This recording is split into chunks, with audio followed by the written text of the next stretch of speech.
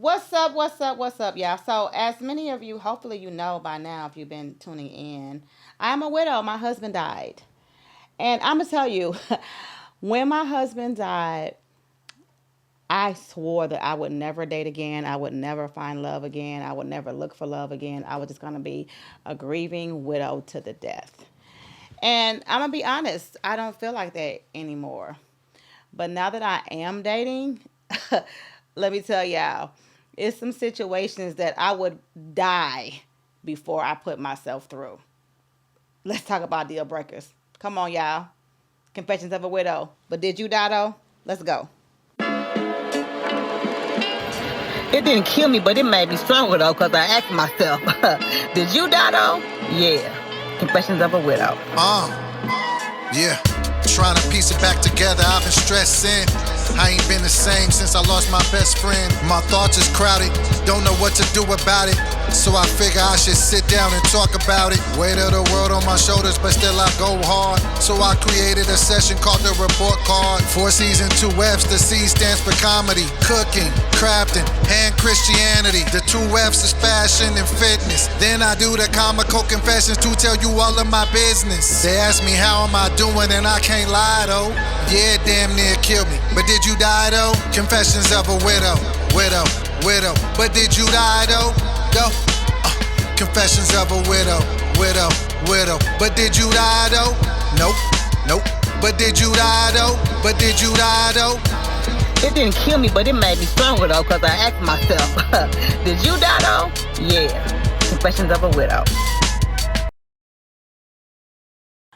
Welcome to Ghetto Girl Studios. It's your girl comedian Carmen Barton coming to you live from Inglewood, California. Listen, I love my home studio because I'm able to put on fun things like this. Come on, y'all. Get into this outfit. Get into this dress. I'm going to tell y'all, the last time I wore this dress, I did a photo shoot for my 44th birthday. I remember my husband was taking the pictures. He put the backdrop out for me.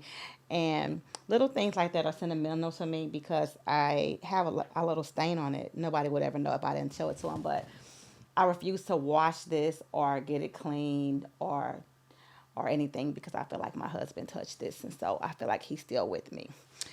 Even though I started off with that sad story, I'm telling y'all, today we are going to have an amazing time on But Did You Die Though? Confessions of a Widow. I got some confessions today, y'all, okay?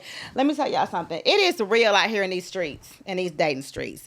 So I'm dating, and I'm going to tell y'all, the whole little internet was in a frenzy because I walked out on a date because ultimately the guy had a 2-year-old. And that is a deal breaker. Listen to what happened. So I just stormed out of my date after 12 minutes. This was the shortest date ever. So here's the backstory. I meet this guy at the Delta Sky Lounge. He's a 47-year-old tax attorney, divorced 2 adult children. That's what he said. He said he had 2 grown kids. So, we on a date. We go to this restaurant called Boa. Really nice, upscale restaurant. The waitress takes our drink order, and now we kind of talking, getting to know each other. So I'm like, tell me about your kids. He's like, so yeah, I got a 27-year-old daughter, and my son is 2. 2? I like, you didn't tell me your son was 2. He's like, yeah, I didn't tell people because, it's kind of scare people off. Sir, you just wasted my whole time having me put on this little outfit. You better be glad I didn't put on no makeup. Because 2? Yeah, I got up, I left. I'm at Whole Foods about to give me a little sushi roll and take my Amazon stuff back. Because 2? He just texted talking about some, are you okay in the bathroom? I got abducted by a 2-year-old.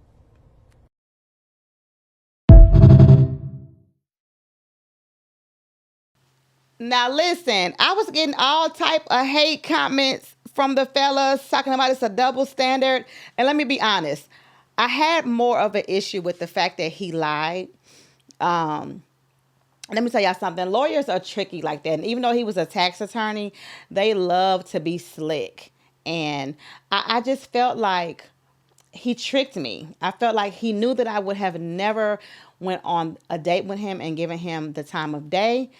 If I know he had a 2-year-old. So he deliberately lied and tricked me and then decided to try to convince me that he was a cool guy and that I should accept it, in person. But I never would have went out with him, if I hadn't known that. And so it was mostly the lie. But a lot the 2-year-old too, because that is the number one deal breaker. I ain't gonna say number one, but that is a major deal breaker. And so I want y'all today to tell me if I'm being petty or not with these deal breakers, because I have a lot of them. One of them is that I'm never going to date anyone with toddlers. Or with children in general. Like typically I try to say 18. I met a guy, his kids were like 16, and that's like almost grown. So I would have considered it. But the ideal man for me is going to be looking for grandchildren. Really, because I don't have time to deal with your issues with your kids and your baby mama and your child support, and that part of my life has been closed. And so I would like to have a companion that that part is always closed. It's closed for them as well. So listen, I have a lot of deal breakers. Y'all let me know if I'm petty, okay? So one of the pettiest deal breakers that I have that people have told me that's ridiculous is that you got to have an iPhone, bro. You got to have an iPhone. I don't feel like looking at these damn green text messages, bro. Like, why do you have an Android? Like, what is wrong with you? Like, that's just, don't attack me, Android people. Don't attack me. But it is what it is. That blue text, it bothers me. And I just don't like it. And so that's one of my deal breakers. Definitely smoking is a deal breaker. And I don't know who is smoking cigarettes these days. Like, come on, they don't even have cigarette commercials no more. What is encouraging y'all to go out and buy a pack of squares and smoke them? Like, who's smoking cigarettes? I haven't even had an issue with that because nobody smokes cigarettes. But a lot of people smoke weed. And is that a deal breaker for me? Yeah, I ain't gonna say yeah, because some people can just get a little smoke on and be cool and be chill. You know what I'm saying? But if you're like obsessed with smoking weed like every 5 seconds, like my brother came to visit me. I had an issue and he had to come to LA to come and take care of me because I was sick. And so my brother flew in from Baltimore to take care of me. And god damn, all he do is smoke. Like, sir, to the point where I don't want you in my car. I don't even really want you in my house. Like, you need to get a pallet on the front porch, dude, because this is just ridiculous. And I'm going to tell y'all, I think it was triggering for me because it made me have flashbacks from my husband's funeral. So my husband's funeral was obviously traumatic. Most funerals are traumatic. But a couple of things about the funeral that were extremely traumatizing for me. One of the things was his outfit, because the funeral in New York, so he had two funerals. One of his funerals was here in Los Angeles, and then he had a funeral in New York where his body was. And, I kind of handled the LA funeral, and then his parents, and family kind of handled the New York funeral. And I didn't think that I would care what he had on. But I just would have never approved of that outfit to be his last outfit. And everybody thought that I was like crying because he was dead. But I was like crying because who the fuck approved this outfit? Like, why? Like, this is his last outfit? What? Like, this shit. That shit was traumatizing. I was very, very, very upset. And then they had the casket open the whole time. Like while everybody was coming up, talking about him, the casket was open and he was just like stuffed in this like cheap suit. It was just traumatizing. I'm not trying to talk shit about the choices, but people look at things different. I'm a fashion connoisseur. And so I feel like my outfit, I already have my outfit that I'm going to be buried in. I already have everything picked out because I don't want no mistakes to be made, no balls to be dropped. And so once my husband died unexpectedly, I kind of started preparing myself for my funeral and for my wishes to be carried out. And just being the fashion savvy woman that I am, I was just very disappointed in the outfit choice. But anyways, back to my brother and always getting high. My brother came to New York for my husband's funeral. My whole family came to New York, and My son was slotted to speak at my husband's funeral. And my brother got him so high that he got up there and couldn't even form a fucking sentence. I swear, I will never forgive my brother for this.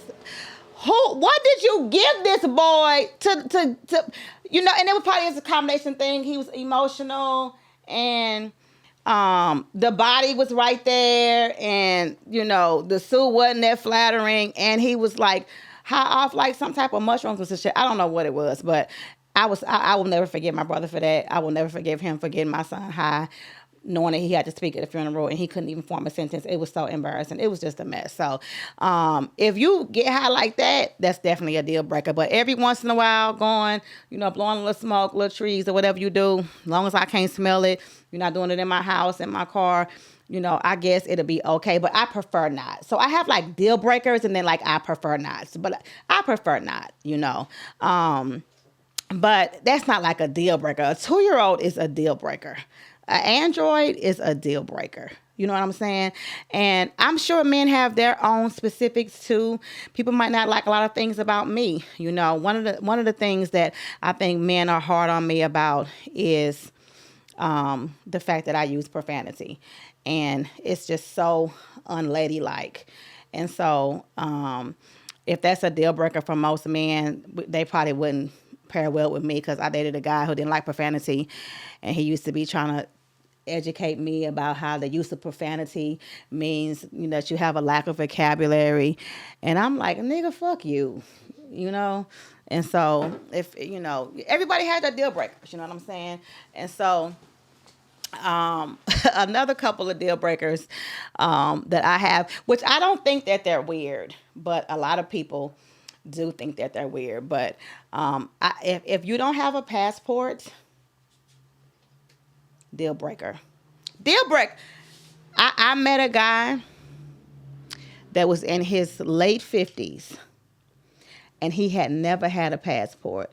To me, that screams convicted felon, because like why else would you like not have a passport? Why else would you not want to travel outside these 50 states? Like why? What is the reason? And the reason why that's a deal breaker for me is because not only do I need to have a companion who has a passport, I need for him to like to travel. I need for that to be something that's fun for him to try. Because I'm a traveling ass heifer. I'm getting up.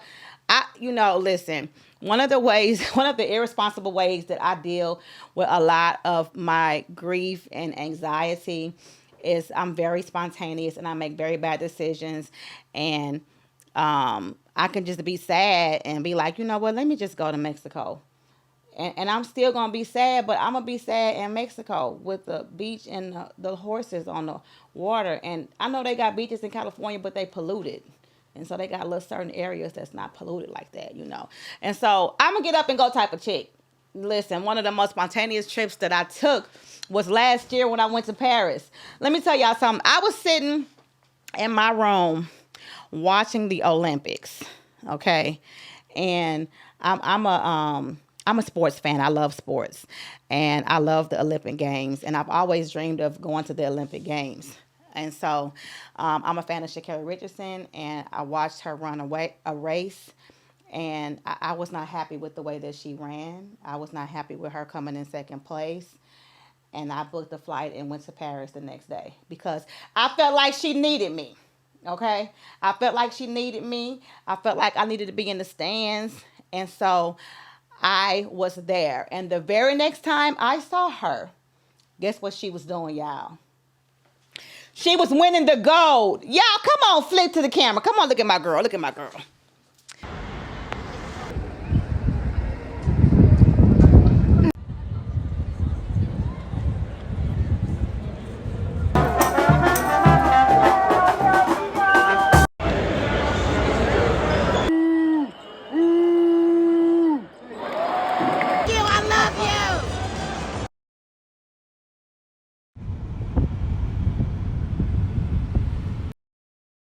This is it, y'all, the 4x1. I made it in time. Here they go.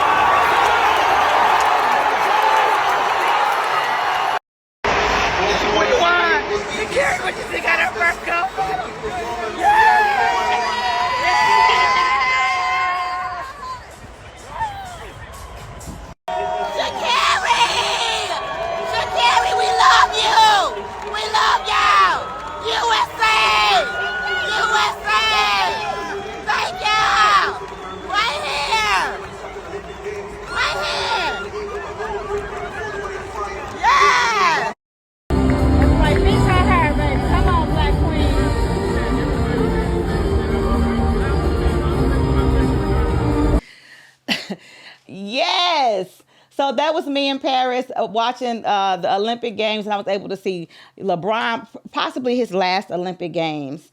And it was just a dream of mine. And so I just have a passion for travel. I don't care how much the flight is. I don't, and I'm not flying coach either.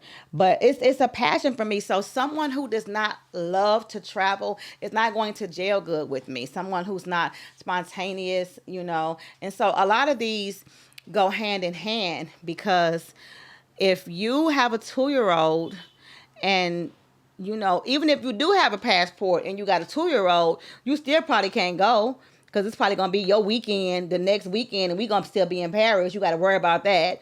And then if you have no 2-year-old but no passport, then I'm leaving your ass. And so, I might as well be single if I got to go everywhere by myself. You know what I'm saying?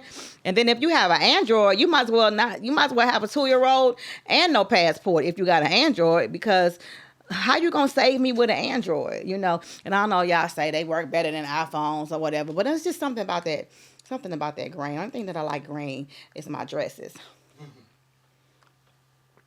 So yeah, those are just a couple of little deal breakers. And so I just wanted to share a couple of them with you guys and talk a little bit about, the double standard. Because a lot of times men say, one of the men was complaining in the comments saying, well, women, y'all want us to accept y'all and y'all kids, and y'all be having kids too, but y'all don't want us to tell y'all that.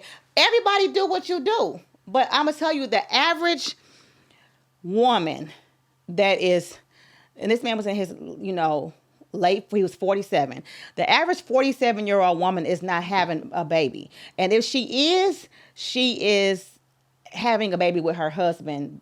She has older kids, and now she has a new husband, and now she wants to get him some kids. That's typically what happens when a woman has a baby. I don't know any 47 or 50-year-old woman who went and had a baby and is back out in the dating market expecting someone to accept her child. I mean, I'm sure it happens, but it's a lot less common. That's you men who want to date these little young girls and then have these kids, and then now you want to go back into your age bracket and you want to bump into me, I'm almost 50 years old, and you want to bring a 2-year-old into the equation. No, sir. It's not. No, I'm not about to deal with it. And that's just a deal breaker for me. So everybody has their own deal breakers, and I'm telling you, I promise you, there are some things, that one of the men commented and said, all these women just agreeing with you because they want to see you be miserable. Baby, let me tell you something. I may be a lot of things, and all of them ain't good, but miserable ain't one.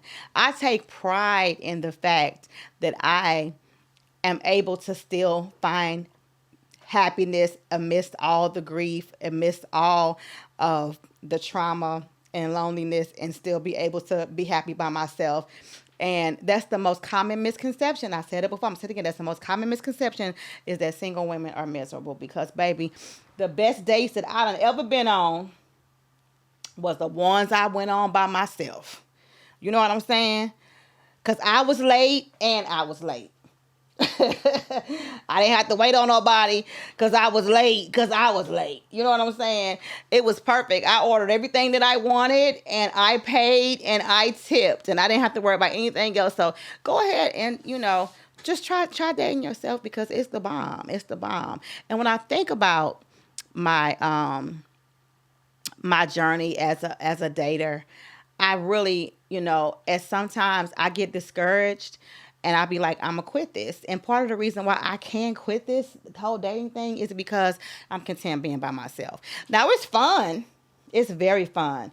Fun and telling you all the stories about dating is really fun too.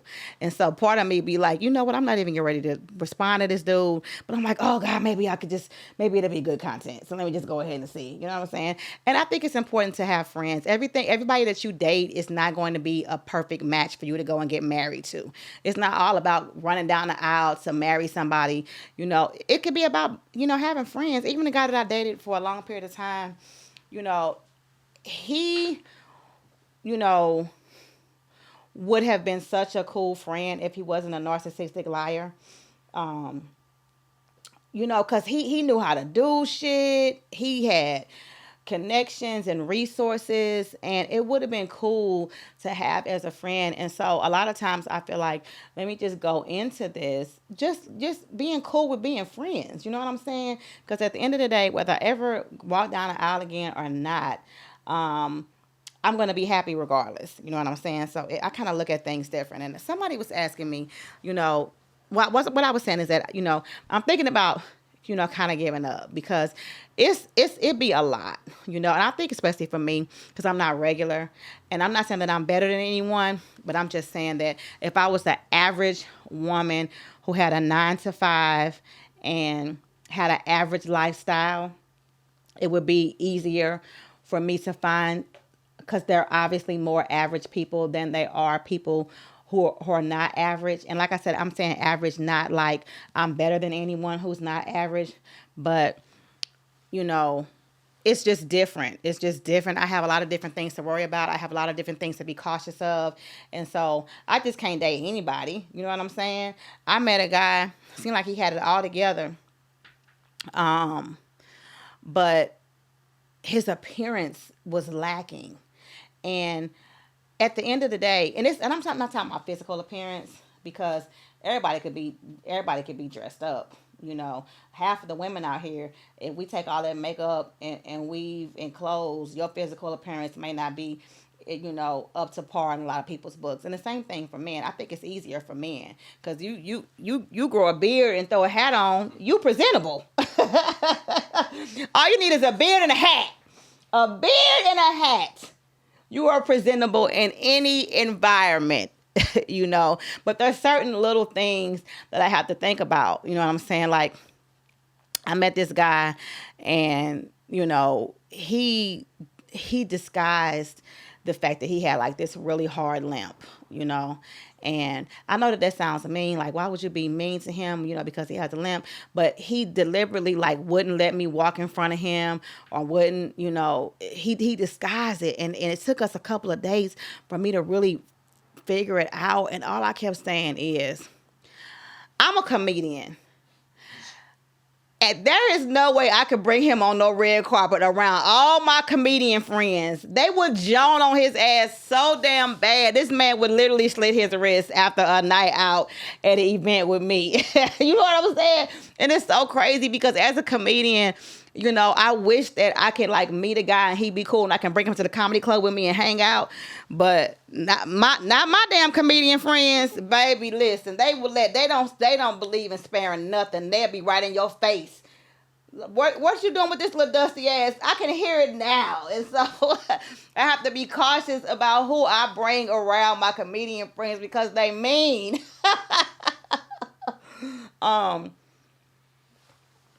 So yeah, I definitely think that I can give up on dating a lot quicker than I can give up on most things. Somebody asked me, have I ever thought about giving up comedy? Have I ever thought about just throwing in the towel and just quitting, you know? And the answer is no, I actually haven't. Now, after my husband died, I had been through so many emotional roller coasters. I had to be on medication, and you know, literally having a nervous breakdown, like literally. And I wondered if I would be still funny when I went on stage. I wondered, like, am I going to be able to remember my jokes? Am I still going to have it? Because comedy, I believe, something it's a gift. It's not something that's learned. You know, if you practice it, of course, you can get better. But I think that it's ultimately a gift. And so I wondered, like, wow, when I get on stage, am I still going to be funny? Am I still going to have it?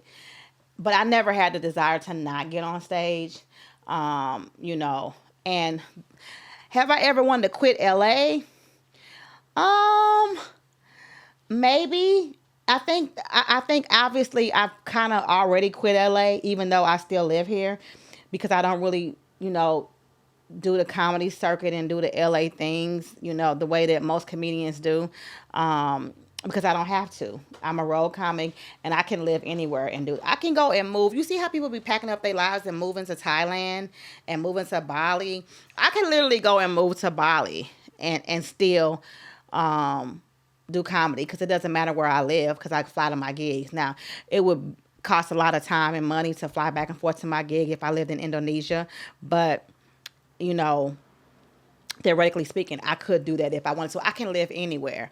And I think the reasons why I haven't left or quit LA or left LA is because I love it here.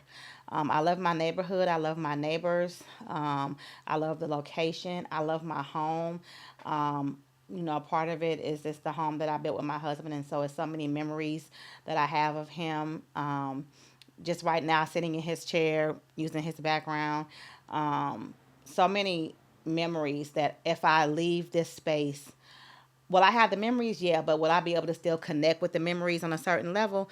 No, I wouldn't. So I think that that's one of the things that's keeping me here. But I'm very, I like normalcy. I don't like to, you know how you have that one friend that moves every year. They move every year. Every year, they're like, yeah, I'm about to get up out of here. I'm about to move again. You just moved there. Yeah, I know, but I want to change the energy and I want to, switch the space up. So I'm about to move again. And then like a couple years later, yeah, I'm about to move. Damn. Who moves this much? You know what I'm saying? Either your ass is getting evicted every damn year, or it's something that something wrong with you to the point where you can't sit still. I hate moving, and I can understand wanting to shift energy. I shifted energy last week. I put some fucking curtains up. That's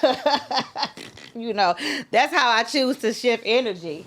And I'm, like I said, I'm not knocking the people who move every year. Well, I am. People who move every year, it's something, you're weird, something wrong with you, And so I like normalcy, and I like, I like, what's the word I'm looking for? Balance. I don't know what it is, but I don't think that I could ever, I'm not a quitter. When I put my mind to something, I do it. I talked about last year being, coming from the gutter, not the gutter, but off the curb. And I remember, it was hard for me to do certain things, but I figured out a way to do it. I wanted this big TV and I couldn't get it. And so I had to go to Rent-A-Center. And the TV in the store, if it costs $900, it costs $1,900 in Rent-A-Center. But if you pay it off, you can avoid paying all those fees, and you can probably get it for like $1,200. So that's what I did when I wanted the big screen. So I kind of figured out how to make things work. And so I think I'm going to apply that to the dating world and just take the good with the bad. Another one of my deal breakers, I don't want to lose my little followers that I done got and my little supporters, but it is what it is. Now I'm going to lose a lot of y'all. A lot of y'all going to log off. Y'all never going to come back. Y'all never going to fuck with me. Y'all never going to come to the show. But it is what it is. I speak the truth because I didn't die. But did you die, though? Confessions of a Widow. One of my more egregious deal breakers.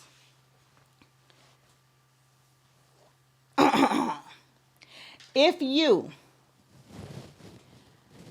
show any type of love, support, or excuse for Donald Trump, it's a motherfucking deal breaker. I don't want to hear shit. Yeah, but but what I'm saying is, I mean, I wouldn't vote for him, but I'm just saying, I don't want to hear, it's an instant deal breaker. I am not one of the type of people who can have a difference of political views and still be with someone. I just can't, and it's just no excuse. And this is not a political podcast. This is I'm not even gonna get into politics. I don't have to. I don't fuck with Donald Trump on any level. And if you fuck with him, I don't fuck with you. Now I could maybe be cool business high bye, but being in a relationship with you. Which brings me to my other deal breaker. And it's nothing against the white boys on people rosters feeding them pasta and lobster. But I can't do the pink ding-a-ling. I just cannot do the pink ding-a-ling. That's a deal breaker for me. You have to be black. Because I just cannot lay down and fuck someone who has fucked my ancestors for 200 years. I just can't do it. I just can't do it. I'd be cool with you. Listen, I was on an airplane the other day, and I sat next to the coolest white dude. Baby, he was cool. He was fly. I could probably even go shopping with him. But I could never fuck with him, you know. It's just the cultural differences. I don't even think that I could go to a church with a white pastor, because I just need for you to have a little bit of the struggle in your DNA for you to be able to follow, for me to be able to follow you into the path of righteousness. I just need for you to have that little bit. What the hell is you gonna tell me up in the pulpit, sir? You know, and I'm not saying that they don't have a good word. I believe that I've visited churches. You know, I was going through a spiritual journey, and I wanted to get the word in me, and I was in Greenville, South Carolina, and I stayed at the A-Loft, probably one of the best A-Lofts I've ever stayed in, downtown Greenville. Is Greenville North Carolina or South Carolina? I think there's one in both. Really? But I think it's South Carolina, Greenville, South Carolina. Yeah, I think so. I don't know. Wherever it was like the best A-Loft, and they had a church across the street, and I got up and I went to that church, and obviously it was a white church. I believe it might have even been, I don't know. I think it was what was Baptist. I don't know, but the man preached a good word. You know, it was during the times of the fires. And so he kind of connected that into his word, and me being in California, you know, not directly impacted by the fires, but definitely major indirectly affected. I was able to receive the word. So I'm not saying that, but to learn be under your direction permanently, I think I want you to have a little bit of experience with the struggle. And that's just me, you know? So look, don't shoot the messenger. This is just my opinion. We all have our opinions, and I don't agree with everything that you say, and you might not agree with everything I say, but I can't do the ping dangling. I can't. But y'all cool though. You know, y'all cool though. And well, some of y'all, well, no. Anyway, let me move on to the next thing. But that's a couple of deal breakers. Any way, shape, or form, if you support Donald Trump in any way, make excuses for him in any way. And I think I can feel people out before I even get as far on a date with them to know their political views enough to know. You would be better off like not being involved in politics and not voting and not participating in politics than you would be supporting Donald Trump in any way, you know. So that's definitely a deal breaker. That's one of them get up and walk out the date. But if I did date someone and he was a Trump supporter, I definitely would not walk out before ordering an enormous amount of food and drinks, and running the bill up as high as I could. Just petty like that. Oh, yes. Okay. And let me tell you something. Dating is dating. But a lot of these deal breakers also go for friendships, you know. And speaking of deal breakers, I'm going to remind you guys that deal breakers are great to have for dating, but I also have deal breakers for friendships too. Yes, because anyone who is in my space, whether it's on a romantic level or on a friendship level, you know, there are lines that can be crossed, and we also have to explore these. One of my deal breakers for friendships, I cannot deal with a cheap person. Now, there's a difference between not having something and being frugal and being cheap. A cheap person is going to try to avoid paying their portion on the bill. They're never going to tip. And it ain't even all about going out to eat. I had a friend, I wrote a book, and we talked about this book in a couple of episodes. I participated in an anthology, and I was telling her that I wanted her to buy the book and support me. The book was $20, or you could get the book digitally for like $5. $5. You could have got the book digitally. So I had something at my house, and she came over, and I was like, this is the book. You know, you can go on Amazon and order it if you want to. You can't have this copy. This is my only copy, or you can go get the book digitally. This bitch sat there and read the whole fucking book, so she didn't have to buy it. oh, just wait right here. And then when she was ready to go and she hadn't finished it yet, this bitch took a picture of the pages. You cheap bitch. I cut her ass off. I can't deal with cheap people. Oh my goodness, I can't deal with cheap people.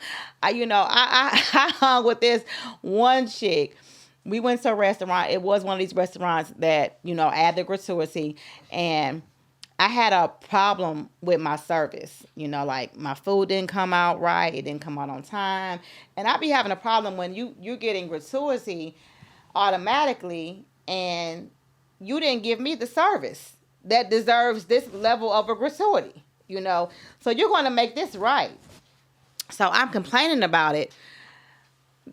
The girl that I'm with, nothing was wrong with her food. This bitch want to get her tip taken off too. Girl, really? $8? Don't go nowhere. Stay at home. Stay at home. So I cannot deal with a cheap person. Me and my friends aren't like that. My real friends, which I only really got two. I have a small circle. Listen. But at the end of the day, it don't matter what I order or what you order. We're already fighting over the bill. I'm paying it. No, you got the last ones. No, stop. For real, I got it. That's the type of shit that I deal with. That's my beef that I have with my real friends. Girl, I gotta go sneak off and pay the bill to keep her from paying it because she paid last time. We don't argue over shit. You can't even enjoy the experience if you're obsessing over the bill. If you can't afford to eat somewhere or you can't afford an experience, don't go. Stay at home. Oh, I can't stand a cheap heifer. So that's my friendship deal breaker. And I can't be friends with somebody who fuck with Trump either. So anyway, those are the deal breakers, y'all. It's a nice little small handful of them, but there you have it. And that goes for men too, but a cheap man won't even last one day with me. It'll never work. So let's move on to our report card session, okay? Okay, so the report card session is one of my favorite parts of the show. When we go over my report card, 4 C's and 2 F's. I know y'all know it by now. You don't have to have me explain it, but I got to explain it for the new people who listening. Because some people, this the first time they done seen me this big-ass green dress. It's the first outfit that they done seen. They ain't seen my little camo outfit. They ain't seen the little calm out. This the first outfit, so I got to explain to them the report card session. The report card session is about my report card, which is 4 C's and 2 F's. The C's represent Christ, comedy, cooking, and crafting. And the 2 F's represent fashion and fitness. Ooh, I know I said this last week, but I haven't done no fitness shit this week again. I'm a do it. I promise. Next week, I'm going to be like, look what I did. Fitness. It's going to be fitness. But today is back to one of my favorite ones. That other F, fashion. Highlighting my dress today. Again, this is my first time really wearing this dress since my husband died. And he took photos of this dress. Me in this dress on my birthday, on my 44th birthday. So I believe I have one of those photos. Let's go to it. Wasn't that cute? Yes, I had cut my hair off. My hair was really short on that picture. I surprised my husband because my husband was, Nick was like looking at a bunch of old pictures like, oh my God, I'm loving this short hair. Why don't you get your hair back like this? I'm like, no, I'm not doing that. So I surprised him with the haircut. That was my birthday, big chop. So anyway, this dress is from the one and only Philthy Ragz. Listen, Philthy Ragz is based right here in Inglewood, California. The owner is Gaynell White. And listen, I love Gaynell, and it's not just a boutique. It's not just a clothing line. It is an experience, and we're family, 90% of my clothes come from Philthy Ragz, especially my stage clothes, because her hands, it's like she makes everything specifically for my body. That's how comfortable I am, and all of the things that she creates. And I remember going into her boutique to buy the outfit for my husband's funeral in LA. It needed some alterations. She delivered the outfit to my home with a beautiful bouquet of flowers. And another time I remember her delivering something to my home a day that I was having a really bad day. And, you can push through all you want. But that day, Gaynell, came and delivered, and I was just it was, I'll never forget, it's my husband's birthday. It was the 22nd of May, and she gave me the tightest hug, and I needed that hug so bad. And so I just want to tell all the business owners, I don't care if you own a boutique, if you know, whatever you do, put love into it, because people need the love and support behind the product. So whatever you are, if you make homemade blunt papers, put some love into them blunt papers so people can feel the love when they puff in or whatever they do. You know, put love into it. And so I appreciate Gaynell. These are a couple of my favorite Philthy Ragz looks. Now, don't jump down my throat. You guys cannot get the majority of these outfits, but this is just an idea of a couple of the styles that Gaynell has created for me and the rest of the world. You can go to philthyragz.com. Philthy is PH, not F, and Rags is with the Z on the end. And you can follow them and support them and purchase something from her brand. And on her Instagram, she goes into what's behind the threads and the impact that she has on the community. And so she's just a great person. So shout out to Gaynell White with Philthy Ragz. And she's not paying me to do none of this. I'm telling you from my heart to yours that this is someone who makes me feel good when I put these clothes on. And her style and passion is felt from me to the world when I go in and get on stage and perform. So shout out to Gaynell White and Philthy Ragz, and here's a couple of looks from Philthy Ragz.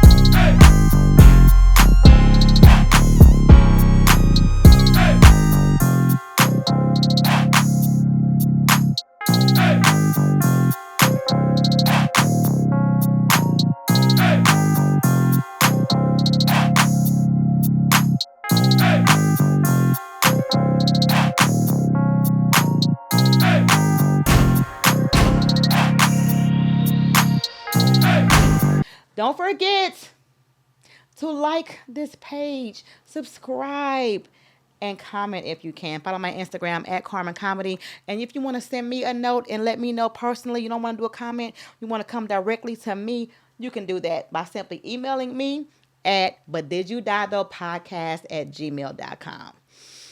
Let's take things away with the Comical Confessions. Listen, this Comical Confession is going to come in the fashion department.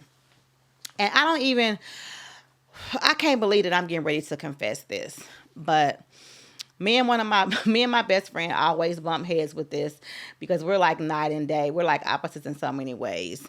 But my comical confession, and I need for everybody else who is with me on this to please let me know.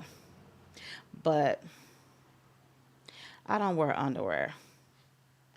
I'm not wearing underwear right now. I don't know what it is, but I can't do it, you know? And so I do have like little disposable underwear that I bring with me when I go try clothes on and stuff like that. But panties are the most uncomfortable things on God's green earth. And I just don't understand how people can actually wear panties every single day. Like, what is the reason? Like why? Like, I don't understand it. And so, most people I'm learning that there are a lot of people out here like that. So shout out to all of the. So let me ask y'all: if men who don't wear underwear are called free ballers because their balls are free, they're free ballers. Then what are women who don't wear underwear called? Free bleeders. Oh my God. Oh God. I don't know what they call, but whatever they call, y'all leave it in the comments and I'll reference that on next week's episode. But shout out to everybody who don't be wearing no drawers, y'all. We free. We letting that thing air out, baby. It's been an amazing day here on But Did You Die, though? Continue to express yourself. Continue to love. Continue to laugh. Continue to use the things in your report card that keep you going, and continue to thrive. I'm here for love and support, and I'm here to share my world with you guys. And I thank you for tuning in and watching me. Y'all been amazing. Have a great week. See y'all next week. Bye-bye.